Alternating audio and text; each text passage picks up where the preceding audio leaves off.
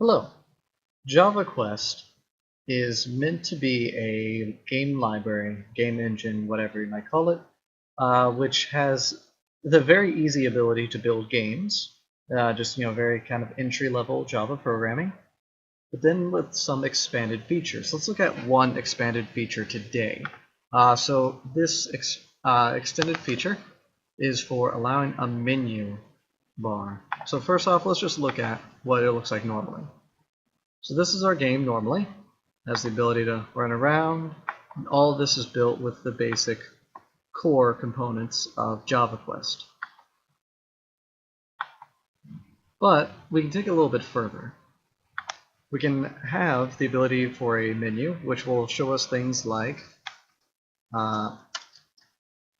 saving and loading a game. We'll also have credits.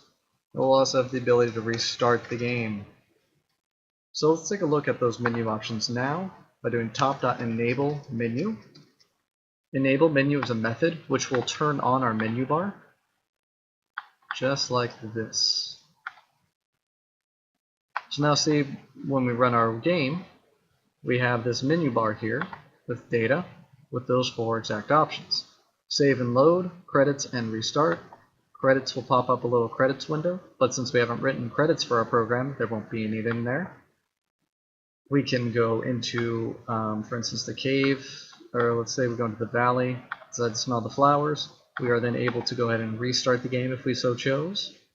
Just from anywhere in the game, we can easily just restart where we were. So those two are pretty easy. Let's take a look at just adding the credits in now.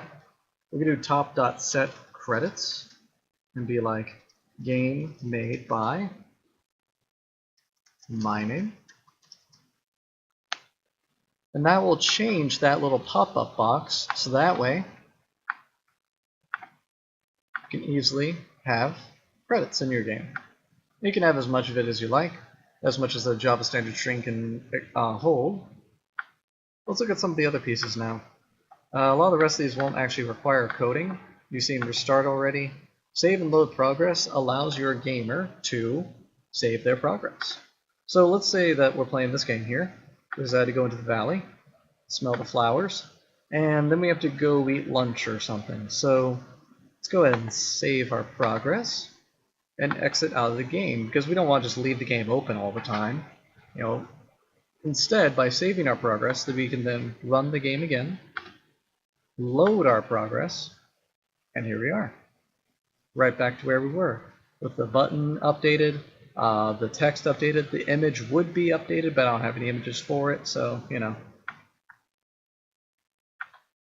we are. And of course we can load as many times as we like, and it's just going to load our most recent saved file. And honestly, that's it for the menu.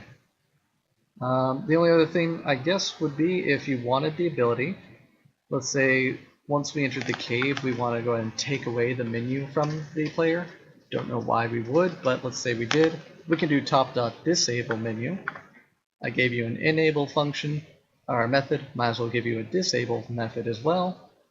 Up to you how you want to use that. So that way once you go anywhere, you'll notice it's still there, but if you were to go into the cave, it's disabled now. So that's pretty much it for the menu.